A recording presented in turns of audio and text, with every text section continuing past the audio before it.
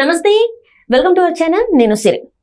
ఎన్నికల తేదీ అయితే అయిపోయింది. ఎన్నికలు ముగిసిన తర్వాత ఇప్పుడైతే జూన్ 4న మనకి రిజల్ట్ అయితే దగ్గరకు వస్తుంది. సో రిజల్ట్ డేట్ దగ్గరకు వస్తున్న కొద్దీ కూడా ఏంటంటే అక్కడ పిఠాపురంలో వంగగీత గారు గెలుస్తారు. ఒకవేళ గెలిస్తే డిప్యూటీ సీఎం అవుతారని చెప్పేసి అయితే వార్తలు సోషల్ మీడియాలో తెగ వైరల్ అవుతున్నాయి. ఇందులో ఎంతవరకు వాస్తవం ఉందనేది మనకి వివరించడానికి మనతో పాటు ఉన్నారు ప్రముఖ senior political analyst and journalist CS Rao గారు. నమస్కారం సార్. సార్, ఇప్పుడు చూస్తుంటే వంగగీత గారు డిప్యూటీ సీఎం అవుతారని చెప్పేసి ఒక వార్త అయితే సోషల్ మీడియాలో తెగ చక్కర్లు కొడుతుంది. అదేంటంటే పోలింగ్ డేట్ ఇంకా దగ్గర అంటే రిజల్ట్ డేట్ దగ్గరకు వస్తున్న కొద్దీ కూడా ఈ వార్త అనేది ఇంకా వైరల్ అయిపోతుంది. మరి ఇందులో నిజంగానే మరి వంగగీత గారు అంటే ఫస్ట్ వైసీపీ ప్రభుత్వం మళ్ళీ ఏర్పడే అవకాశం ఉంది. ఏర్పడితే మరి వంగగీత గారు గెలిచే అవకాశం అంటే డిప్యూటీ సీఎం అయ్యే అవకాశం ఉందంటారు? సో ఒకటేంటంటే ఇది వ్యూహాజనితమైనటువంటి ఒక న్యూస్ కింద వైరల్ అవుతుంది సోషల్ మీడియాలో. వంగగీత గెలిచినట్టే, వైఎస్ఆర్ కాంగ్రెస్ పార్టీ అధికారంలోకి వచ్చినట్టే, ఆమె డిప్యూటీ సీఎం అయినట్టే, ఇలా రకరకాలుగా స్పెక్యులేషన్స్ ఉన్నాయి. వీటిలో ఏదైనా వాస్తవానికి దగ్గరగా ఉందా అని అంటే ఏది కనిపించట్లా. సర్వేలను చూస్తే ఆమె గెలిచే పరిస్థితి కనిపించట్లేదు, వైఎస్ఆర్ కాంగ్రెస్ పార్టీ అధికారంలోకి వచ్చే పరిస్థితి కనిపించట్లేదు.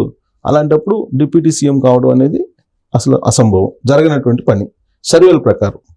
కానీ ఆమె అభిమానులు మాత్రం ఇప్పటికీ కూడా నమ్ముతున్నారు ఆవిడ గెలుస్తారు అని. ఆవిడ గెలుస్తారు, వైఎస్ఆర్ కాంగ్రెస్ పార్టీ అధికారంలోకి వస్తుంది అని కూడా ఆమె అభిమానులు నమ్ముతున్నారు. అభిమానం ఎలా ఉంటుందంటే, అభిమానం బాగానే ఉంటుంది, దురాభిమానం. ఇప్పుడు అభిమానులు ఉంటారు, దురాభిమానులు ఉంటారు, ప్రేమికులు ఉంటారు, అతి ప్రేమికులు ఉంటారు. వీళ్ళతోటి పెద్ద ప్రాబ్లం అతిగా ప్రేమించేటువంటి వాళ్ళతోటి. అలాగే దురాభిమానులతోటి కూడా చాలా ప్రమాదం.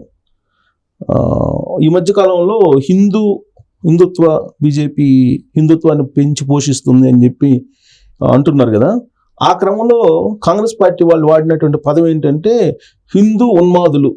హిందువులు ఓకే, హిందోన్మాదులు కొంతమంది ఉన్నారు. ఆ హిందోన్మాదులే బీజేపీలో కొంతమంది ఉన్నారు, వాళ్ళ వల్లనే ఇది ప్రాబ్లం వస్తుందని చెప్పి వాళ్ళు అలాంటి కామెంట్లు చేశారు. అలాగే ప్రేమ వేరు, ప్రేమోన్మాదులు వేరు, అభిమానులు వేరు, దురాభిమానులు వేరు. సో అది చాలా ప్రమాదం. అభిమానం కన్నా దురాభిమానం చాలా ప్రమాదం. ప్రేమ కన్నా ప్రేమోన్మాదం అత్యంత ప్రమాదకరం. చంపేస్తారు, ఏదైనా చేస్తారు. వాళ్ళది ఎలా ఉంటుందంటే, ఒకవేళ నచ్చారు అనుకో, వాళ్ళు ఏం చేసినా కానీ తప్పు ఉండదు. సపోజ్ జగన్మోహన్ రెడ్డికి అభిమానులు ఉన్నారు. జగన్మోహన్ రెడ్డి ఏం చేసినా, టైటిలింగ్ యాక్ట్ చేసినా, వాళ్ళ ఆస్తులు బీక్కున్నా, లేదా ఆయన బొమ్మతోటి వాళ్ళ ఆస్తులకి ఇచ్చినా, లేదు వాళ్ళ సొంత ఇంట్లోనే జగన్మోహన్ రెడ్డి వెళ్ళి ఆయన ఫోటోలు పెట్టుకొని నన్ను పూజించండి అని చెప్పిన ఆయన్ని ఆరాధిస్తూ ఉంటారు. అలాగే పవన్ కళ్యాణ్కి కూడా కొంతమంది ఉన్నారు. పవన్ కళ్యాణ్ ఏం చేసినా, ఏం మాట్లాడినా, ఇన్ని రకాలుగా మాట్లాడినా ఆయన్ని ఆరాధించేటువంటి వాళ్ళు ఉన్నారు. అలాగే చంద్రబాబు నాయుడు ఏం చేసినా, ఏం మాట్లాడినా ఆయన్ని ఆరాధించే వాళ్ళు ఉంటారు. అలాగే ప్రతి ఒక్కరికి ఆరాధకులు ఉంటారు, ఎక్కువ తక్కువ. కొంతమందికి ఎక్కువ ఉంటారు, కొంతమందికి తక్కువ ఉంటారు.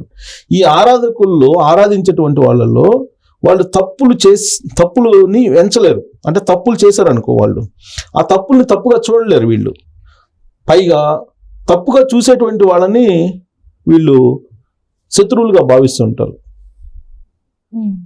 కాబట్టి ఇప్పుడు వంగగీత విషయంలో కూడా ఆమెకి సొంత అభిమానులు ఉన్నారు. కారణం ఏంటంటే ఆ సుదీర్ఘమైన రాజకీయ ప్రయాణం చేశారు.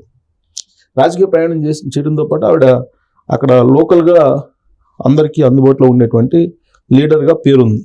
రాజ్యసభ చేశారు, మంత్రిగా ఎమ్మెల్యేగా చేశారు, జడ్పీలో చేసినట్టున్నారు, జడ్పీగా చేశారు. సో ఇంత సుదీర్ఘమైనటువంటి ప్రయాణం చేసినటువంటి ఆవిడ ఉన్నత విద్యాధికారులు, ఉన్నత విద్యను కూడా అభ్యసించారు. ఆవిడ న్యాయశాస్త్రంలో పట్టభద్రులు. సో కాబట్టి అందరికీ ఆవిడ అందుబాటులో ఉన్నటువంటి లీడర్గా ఉన్నారు. సుపరిచయాలు కూడా ఉన్నాయి. చాలా గ్రామాల్లో పేరు పెట్టి పిలిచేటువంటి స్వతంత్రత కూడా ఆవిడకి ఉంది. కాబట్టి ఇలాంటి పరిస్థితుల్లో ఆమెకు ఉండేటువంటి కొంతమంది ఆరాధకులు ఎవరైతే ఉన్నారో వాళ్ళు డెఫినెట్గా వంగగీత గెలవబోతున్నారు పిఠాపురంలో అని నమ్ముతున్నారు ఇప్పటికి కూడా.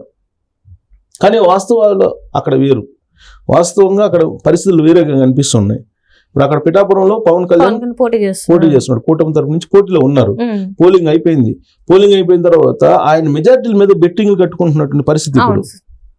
40,000 వస్తుందా, 50,000 వస్తుందా, 30,000 వస్తుందా అనే దాని మీద మెజారిటీల మీద బెట్లు అంటే కట్టుకుంటున్నారు. అక్కడ టోటల్ గా చూసుకున్నట్టయితే 2,50,000 ఓటర్లు ఉన్నారు మనకి. అంటే ఇక్కడ ఏంటంటే 1,00,000 పైన మెజారిటీతో గెలుస్తారు పవన్ కళ్యాణ్ అని చెప్పేసి కూడా బెట్టింగ్స్ పెట్టుకుంటున్నారు. మరి ఏం జరగబోతుంది అంటారు? సో ఆ బెట్టింగ్ల మీద పందెం కాసుకుంటున్నటువంటి సమయంలో అసలు వంగా గీత గెలుస్తుందని చెప్పి వాళ్ళ ఆమె ఆరాధకులు సోషల్ మీడియాలో ప్రచారం చేస్తున్నారు కదా. ప్లస్ ఆమె డిప్యూటీ సీఎం గా ఊహించుకుంటున్నారు కదా. అంటే జగన్ డిప్యూటీ సీఎం గా వైఎస్ఆర్ కాంగ్రెస్ పార్టీ గెలుస్తుందని చెప్పి ఇప్పుడు జగన్మోహన్ రెడ్డి ఐపాక్ దగ్గరికి వచ్చేసి 151 స్థానాల్లో మనం గతం కంటే కూడా ఎక్కువ స్థానాల్లో గెలవబోతున్నాం అని చెప్పి ఆయన అనౌన్స్ చేశారు. అప్పటి వరకు సైలెంట్ ఉన్న వైఎస్ఆర్ కాంగ్రెస్ పార్టీకి సంబంధించినటువంటి క్యాడర్ కానీ లేదంటే లీడర్లు కానీ ఆయన ఎప్పుడైతే ప్రకటించారో ప్రకటించిన వెంటనే పందాలకి మొదలు పెట్టారు. అసలు ఎలా వస్తాయి? ఇప్పుడు గత 2019 కన్నా ఇప్పుడు మెరుగైనటువంటి స్థానాల్లో వాళ్ళు ఎలా గెలుస్తారు? అసలు ఫస్ట్ ఏమో వై నాట్ 175 అన్నారు. అది ఇంపాసిబుల్, జరగని పైన అసలు. కానీ నమ్మారు.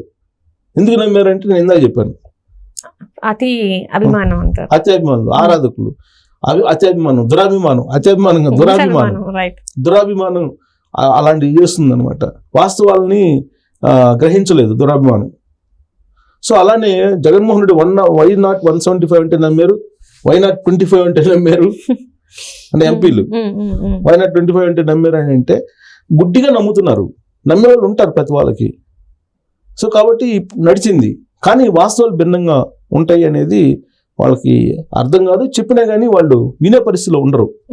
సో అలాంటి జాబితాలో వాళ్ళే ఇప్పుడు సోషల్ మీడియాలో వంగా గీత డిప్యూటీ సీఎం అవుతున్నారు, వంగా గీత రాబోయే రోజుల్లో వైఎస్ఆర్ కాంగ్రెస్ పార్టీలో మంత్రి కూడా అవుతున్నారు, మంత్రి అయ్యి ఆమె మొత్తం చక్రం తిప్పిపోతున్నారు అని. ఎందుకు చెప్తున్నారంటే ఆయన ఎన్నికల ప్రచారంలో గెలిపిస్తే కనుక మంత్రి పదవి ఇస్తాను, నా క్యాబినెట్లో తీసుకుంటానని చెప్పారు జగన్మోహన్ రెడ్డి. అందుకని దాన్ని అలా ప్రచారం చేస్తున్నారు, స్పెక్యులేట్ చేస్తున్నారు వాస్తవాలకి భిన్నంగా. అక్కడ పవన్ కళ్యాణ్ క్లియర్గా గెలవబోతున్నాడు అనేది మ్యాండేటరీ. ఇప్పుడు ఆల్రెడీ అక్కడ ముద్రగడ పద్మనాభం వచ్చి ప్రచారం చేసినప్పటికీ కూడా ముద్రగడ పద్మనాభం కూడా కాదని, వాళ్ళ ఇంట్లో వాళ్ళ అమ్మాయి కాదని చెప్పేసి పవన్ కళ్యాణ్కి మద్దతు పలుకుతున్న పరిస్థితి మనం చూసాం కదా. ఇప్పుడు ముద్రగడ పద్మనాభ నాబాయి కాస్త పద్మనాభ రెడ్డిగా మార్చుకోవాలి ఇప్పుడు ఆయన చెప్పాడు కాబట్టి. సో కాబట్టి ఆయన పేరును కూడా ఇప్పుడు పద్మనాభ రెడ్డిగా అందరు పలుకుతున్నారు.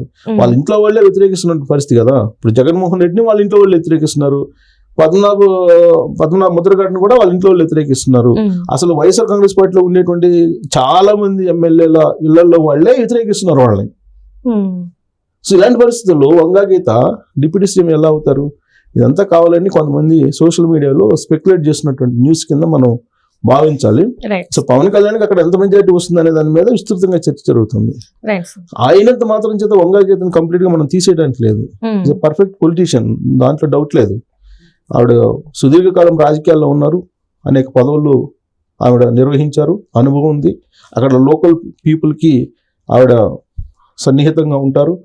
ప్లస్ చిరంజీవి లాంటి వాళ్ళే ఆడకొచ్చి వంగా గీతకు వ్యతిరేకంగా ప్రచారం చేయలేని పరిస్థితి అని అంటే అర్థం చేసుకోవచ్చు ఆ కెపాసిటీ ఏంటి అనేది. కాబట్టి అంత తీసేయడానికి లేదు. బట్ ఇక్కడ ఇటువైపు వచ్చేటప్పటికి పవన్ కళ్యాణ్ బలమైనటువంటి అభ్యర్థి ఉన్నారు కాబట్టి గెలుపే సాధ్యం కాదు అసలు. ఇప్పుడు రాష్ట్రంలో కూడా వైఎస్ఆర్ కాంగ్రెస్ పార్టీ వచ్చే పరిస్థితి లేదని సర్వేలు అన్ని చెప్తున్నాయి కదా. అలాంటప్పుడు దీన్ని మనం వాళ్ళ ఆరాధకులు లేదంటే దురాభిమానులు చేసేటువంటి ఒక ప్రచారం కింద మనం తీసుకోవాలి. Thank you so much sir. Thank you.